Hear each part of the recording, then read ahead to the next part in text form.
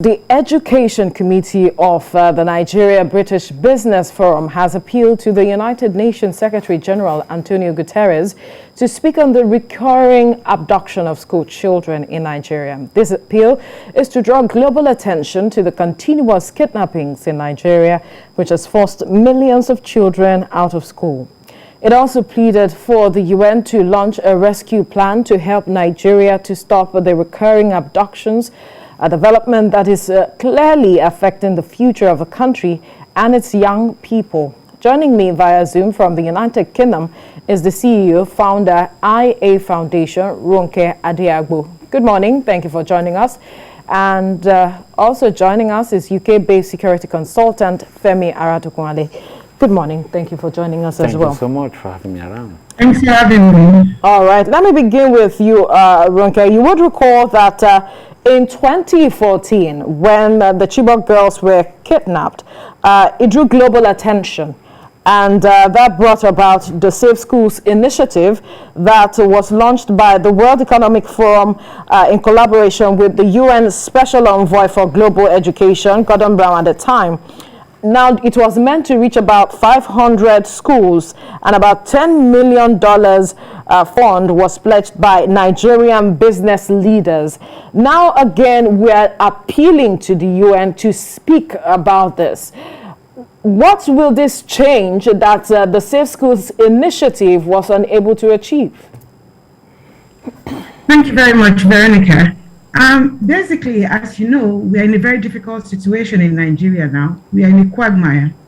And it seems the government of the day really need assistance. Because it's not for want of trying on their parts, but it's not enough and it's not solving the problem. And they cannot do it alone. Now, apart from appealing to the UN, we are also appealing to other countries and to NGOs to come and support the government. Because this is a joint problem. Because if our kids are not safe going to school, which is meant to be a safe haven, then we've got a problem. We can't just sit down and fold our hands. We have to reach out to the world to come and assist us, because we need all the help we can get right now. When we talk, let me bring the conversation to the studio. When we're looking at help to addressing the issue of kidnapping, you are a security expert. Yeah. What should it look like? Oh, well, basically, I think the first thing we need to do first is speak to the Ministry of Education, because we have a Minister for Education, right? Absolutely. Yeah, so we need to speak to the Ministry of Education. What are the blueprint plans they have before in terms of security architecture towards the school? It's completely different from what do they have in terms of security architecture towards the country. So now I think there's a mix-up over here, and that is one thing they need to, separate and see how we now join issues together and move it forward. Not only with the government, not only with the state, but with the Parents Teachers Association should be involved as well in this case. Why should they be involved? Because their children are in schools. They pay for school fees, right? So right now, if you pay for school fees, you want to see the quality of what is being given to your children in school. So they have a say, and they need to put, so much effort into it that, look, I want to sleep with my two eyes closed. I don't want the breaking news, and I don't want to have any sudden phone call from the school that XYZ has happened to my kid or my children. So they have a quality say. In fact, they have more say than anybody right now. Right. Because remember, at the end of the day, when they now ask, in quote, come and pay ransom, they are the ones running around. Not the state government. So parents now should understand that they have a stake. They have a stake. When it comes to the safety of schools. the school. Yes, they do have a stake. But I think in some way or the other, we seem to have abandoned it completely to the schools and to the state government and the federal government. That is their problem. Let them fix it. But right now, it's all our problems. Let's sit down together and let's trash it out. Okay, let me come back to you now, Ronke. When you talk about organization, NGOs, we would know or remember that Nigeria is a sovereign state. And if it is not calling for help, how do we begin to say that people should come help a country that is not asking for help? In what capacity?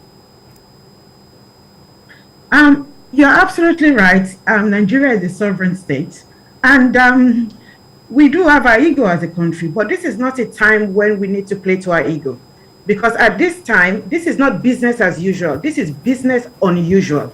So we now need to use every measures we've got we need to appeal to everyone we can appeal to help us. My NGO, IA Foundation, partnered with a security firm in June. We came up with a summit and we came up with lots of suggestions on how we can secure our schools. Those recommendations have been sent to the government. The government is yet to engage us. So if we are trying to help the government themselves will also meet us halfway. So the government must be more intentional and more deliberate in trying to secure schools. I mean, when I was watching the news a couple of days ago, and one of the Chibok girls was returned, and she had 2 kids. To me, any government seeing that should hang its head in shame, because this girl has gone to school for education. She's come back 7 years later with 2 kids.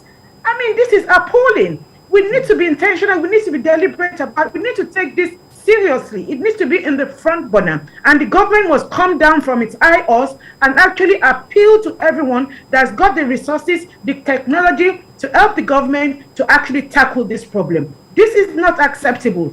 It's not a normal thing, because we are behaving as if it's normal. Kids get kidnapped every week. Yes, we listen to the news and we all go back to sleep. No, it is not acceptable. It is not right. So we need to be doing something about it, and very quickly as well. Now, you've been talking about the government coming down its high horse, and that the government is here to engage your organization on the recommendations on how schools can be protected. What does this say for you, or what kind of perception does that bring? Are you saying that government is not taking this issue seriously as it should, and that is not showing the kind of leadership that is required to address this head on? I wouldn't know, because I'm not in the government. But all I know is that the way this is being handled is not the right way. We are not very proactive about it, because we need to put ourselves in the shoes of the parents. The trauma these parents go through. Some of them sell their houses just to make sure they release their kids. And it's like these parents are being left to themselves. And the prime responsibility of every government is to secure people and property. So if the government is lacking in that, then that is very, very disappointing. But I am not in the government. I don't know whether it's a resource problem. I don't know whether it's lack of appetite for the problem, or it's the political will.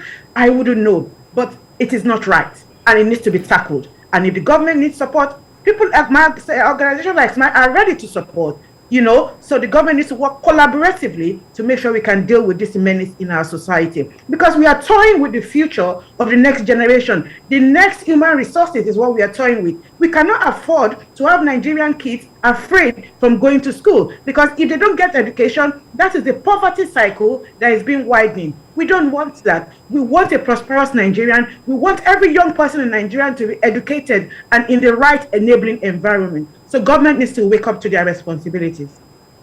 Now, we'll bring the conversation to the studio, Femi. You have engaged government on several levels on this matter. What kind of perception have you gotten? From what she has said, does it seem like we are not being proactive with this matter? Oh, well, let me put it this way. In paper, we are very, very proactive. In fact, we are excellently proactive.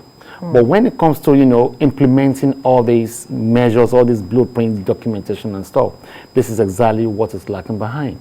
However, as I've said before, I'm not going to blame the government alone.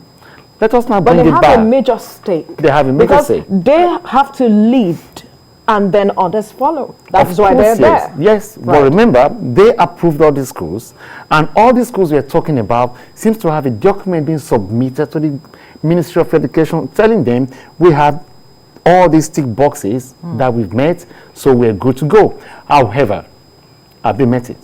They've not met with all this documentation. They've not met with all these criteria on the part of the schools. Yes. But the Ministry of Education has a responsibility to ensure. Are they enforcing it? Are they checking? Are they inspecting? That brings back to the government. Yes, they are not. So there's so much gaps, in between all these stuffs going on around. When you leave your core duties, this is what you get. You get failures. The foundation is weak. No matter how much erection or how much top buildings or edifice or beautification you put on it, it's still going to fall. So this is the ripple effect of what we're seeing today. Nevertheless, you want school secured, but the welfare package of security officers are deemed terrible in this country. When I mean terrible, I mean it's completely zero. So how do you want them to pull their A game out there and secure the lives of schools, secure the lives of premises, secure the environment? It's never going to happen. So a whole lot needs to change. If we don't look into the security personnel, who are those securing us? What level of education do they have? What level of training program do they need to attain? Remember, the threats of 50 years ago is not the threats we're facing today. Absolutely. So we need to change the way we deliver training programs to our security officers. And I think this is one thing security companies in Nigeria should know and start looking into how do we adopt new strategy in delivering security training programs to you our would agree personnel. with me that there are loads of security training companies and all of that in Nigeria organization. I absolutely agree. There are a lot of them, but the issue they always have, like Ronke had pointed out, is engagement with government and collaboration with government. They make recommendations, but they don't get a feedback. You see, when you engage with the government, what the government is going to push back at you is, oh, we have our police officers. But how well trained, how well equipped is our police officers to the 21st century, to what we have, to the threat we're facing today? I mean, you can see that if you look at the graph, it's just declining every day by day. So we're not improving. Rather, we're not there yet. So don't let us prove as if we're there. We're not there yet, and we're not willing to be there. This is the problem I've seen. I'm in the country right now. Yeah, that's fine. I am delivering training program as well, but in a different way. That is completely different from what is obtainable in Nigeria before. So my style is different, and I think schools should adopt that. 2016, I wrote about 50 schools, not government schools this time around, private, primary, secondary, and schools like that. Not a single one of them replied. I'm even offering it for free. You offered them for free? For free, yes. I still have the emails. Yes. And nobody responded? Not a single story. Not a single email like, oh, we saw your email, let's see how we can. No. So the problem is not really the government, but it's the body language of the schools. Are they here to make money, or they are here to save and serve and deliver good quality education for the future of the country? That's what we need to look into. That perception has begun to change with what we are seeing. It's not yet changed. It's not yet changed because a lot of security and many Nigerians out there want to serve, want to build the country, but we all need to support and give them the full backing they need to make it work. It's our country. We can't shy away from it. A typical example is Afghanistan. Look at the way the whole thing just went down. Now education is top priority right now. How did they get there? We don't know. Right. So do we want to have this chaos in our country? Absolutely We're seeing not. it happening. We don't want it to happen. So we need to work it. Right. And we don't need to talk it anymore. We need to work it. Walk the talk. Now, let me get back to you, Ronke. You said that you sent recommendations to the government and that they are yet to engage with your organization. Perhaps you could talk to us about what those recommendations that can ensure the safety of schools that you made to government are. There might be those who might be interested in taking up some of those recommendations. Right. Thanks for that. One of the suggestions or recommendations in our report, it's about mega schools. Because as you would appreciate, some of these kidnappings are happening in ungoverned spaces. Because we've got large mass of land in the north, and these schools are dotted in these ungoverned spaces.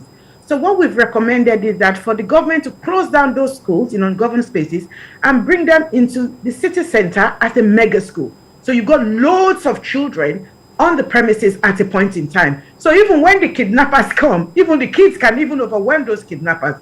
We've told the government to sharpen up on intelligence gathering because all crime are local. If you engage the local people, they'll be able to give you more information about the security challenges which they are facing and how the government can actually tackle it. As you would appreciate, because the country is going through lots of security challenges, regional governments have decided to set up security outfits. So in the Southwest, we have Amotekun. So we should have similar police for school because the current security infrastructure and manpower is not enough to go around to secure schools. So schools have to have their own security men on boots on ground on their premises. Also, one of the recommendations is to make sure security is part of the curriculum. Teachers and students need to be trained up on how to make sure they maintain their own personal security. For instance, When kids go to bed at night in their boarding schools, they should have what we call a flute on them, you know, whereby they can blow a whistle, you know, whenever these guys come and they want to kidnap them. So once they blow the whistle, everyone, you know, just come to their rescue. We made those recommendations. We also suggested that the government of the day needs to engage school owners so that they have security committees. They too could come up with reasonable suggestions on how their schools can be secured. Because as my colleague said in the studio, the parents have a huge stake in this. And they've got good ideas. Nobody has monopoly of wisdom. They should engage these parents and in a committee in the schools and work collaboratively with state government and also with federal government. Now, on the 28th and 29th of July, there was a educational summit in the UK, right? Yes. This was sponsored by Boris and also the president of Kenya. Yeah. And they were set to raise about 5 billion, right? For education. Nigeria can tap into this. The other point we raised is that government needs to increase the resources they are allocating to education. At the moment, the budget for education in 2021 is 742 billion. That is just 5.6% of the total budget. That budget needs to be doubled, and the allocation for school security in that budget needs to also be doubled, because security should be on the front burner at this point in time. Right. Let's get your reaction to the recommendations she has made for the government. You see, she said it so well. And as I've said, part of the recommendations, part of the materials, part of the technology involving stuff like this, I have it here. Not that I'm selling it, but I use it as part of my training program for the people I deliver training to. So once they say, they're like, why can't we have this? Why can't we have this? The problem is not me. The problem is not her. The problem is, when can they adopt all these styles and bring it and start using it? Not to send people abroad and, you know, go for lectures and everything and come back with empty heads. That is not what we want in the country. We want to see a system whereby what we see in movies, all these police officers and security officers wear abroad, let us see our own security officers wear it. We saw recently, let them see them, Lagos State government talking about body cams. And body cam is not something that is new. Right. Body cam is not something that we should be clapping for, that, oh, we've just got body cams. No. It's something that we need to see everybody wearing it so that security is at the top. Security is peak. But we're not seeing all this happen. After Governor Sanwo-Olu commissioned it, have you seen it outside? How many last month have you seen wear it? How many police officers have you seen wear it? How many Amotekun officers have you seen wear it? How many Lagos State Neighborhood Safety Corps? It's meant for everybody. Was it meant for everybody? Yes, that is the style. It's meant for everybody. It is meant for everybody, but I don't think the state, you know, and Amotekun is not in Lagos. I will make my training program materials meant for everybody. Yes, that is for you. We are talking about and those who are saddled that is the style with it the should responsibility. Be. Now we need to change the orientation. Now we need to change the directives that look, not the pattern you're preaching it. This is how it should be. And this is exactly what we should follow. Now, she mentioned something that security should be part of the curriculum. Agreed. I totally support that, because each time I come into the country, I have some friends that have got schools, so I kind of, like, you know, if I'm a little bit bored, I go to their schools and you know what, let me just come and give you guys 1 hour, 2 hours free lecture. I do it for free because serving humanity should be something that we need to adopt as a passion. If we don't do that, then what are we left for? Right. We need to show you that yes, we can do it. It is not just only in abroad or anywhere of the way they showcase it. Let us give it out for free. Let's get your final word, Ronke, before we let you go, quickly. Yeah.